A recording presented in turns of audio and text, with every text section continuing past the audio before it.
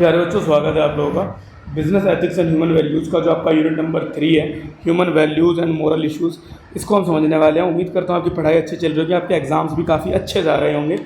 और चलिए शुरू करते हैं। सबसे पहले meaning and types of values. Meaning क्या होता है और अलग अलग प्रकार के वैल्यूज़ के बारे में आपको पता होना चाहिए। तो human values are deeply held beliefs and principle that guide behavior and serve as a foundation of social order। Human values जो होते हैं ना, डीपली हेल्ड बिलीव्स, इसके अंदर बिलीव्स होते हैं एंड प्रिंसिपल्स होते हैं जो कि गाइड कर रहे होते हैं behaviour and serve as the foundation of social order, और सर्व कर रहे होते हैं as the foundation of social order. ठीक है। वैल्यूज़ के टाइप्स की अगर आप बात करें तो सबसे पहले आ जाता है आपके पास societal values.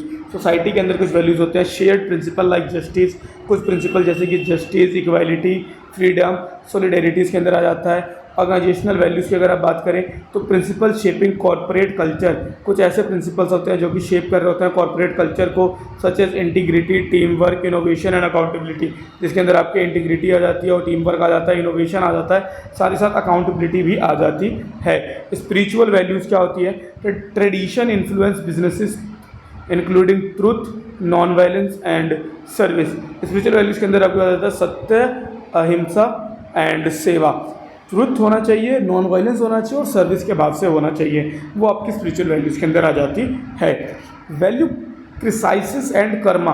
Value crisis and karma के अंदर आपको पढ़ना है अ value crisis happens when espoused value diverge from actual practices, often caused by profit pressure, weak leadership or misaligned incentives।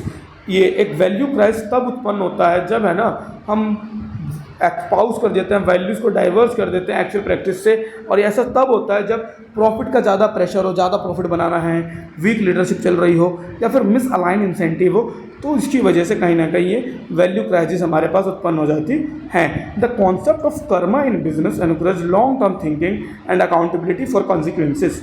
जो कर्मा का जो कॉन्सेप्ट है ना बिजनेस के अंदर, वो एनकरेज करता है लॉन्ग टर्म थिंकिंग को एंड अकाउंटेबिलिटी फॉर कॉन्सिक्वेंसेस।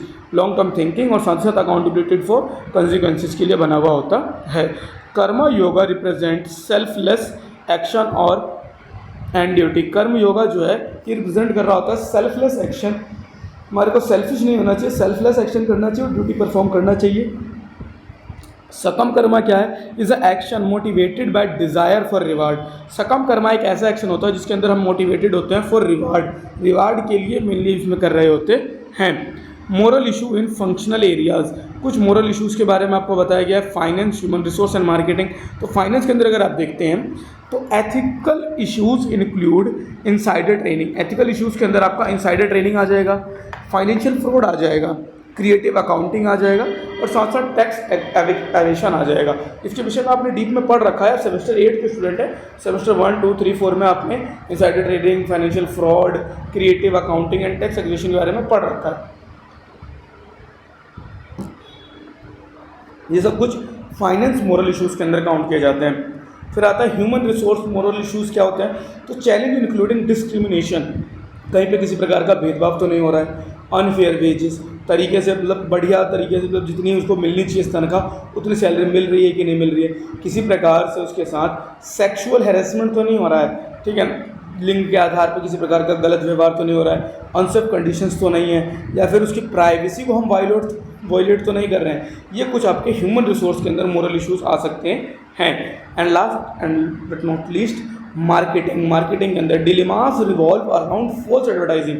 हमारे पास डिलेमा रिवॉल्व हो रहे होते हैं अराउंड फॉल्स एडवर्टाइजिंग, झूठी एडवर्टाइजिंग की वजह से कंज्यूमर मैनिपुलेशन, कंज्यूमर्स को मैनिपुलेट किया जाता है, pricing gouging and green washing, price के अंदर ऊपर नीचे किया जाता है, ग्रीन वॉशिंग किया जाता है।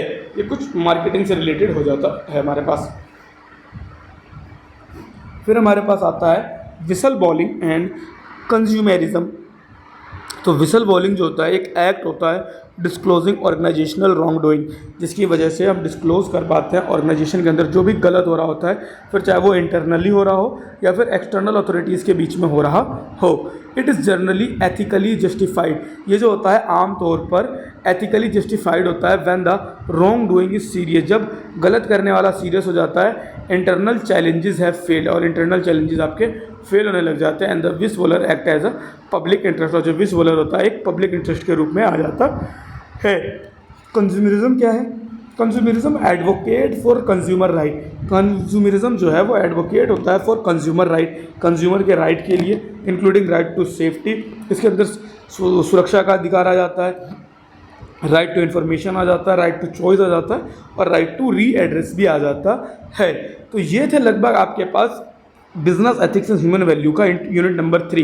मुझे उम्मीद है यूनिट 3 में भी आपको कोई डाउट नहीं आया होगा।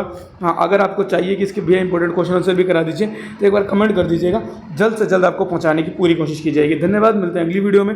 वीडियो अगर अच्छी लगी हो, वीडियो आपको काम की लगी हो, अगर आप पेपर देते टाइम जा रहे हैं तो प्लीज़ एक प्यारा सा लाइक और कमेंट करके जाइए। आई होप आप सभी का पेपर बहुत अच्छा जाएगा और आप सभी अपने सेमेस्टर 8 को कंप्लीट करके फाइनली ग्रेजुएट होने के बाद ज़रूर एक बार हमारे से चैनल पर ज़रूर मिलने आया करेंगे। धन्यवाद, मिलते हैं अगली वीडियो में।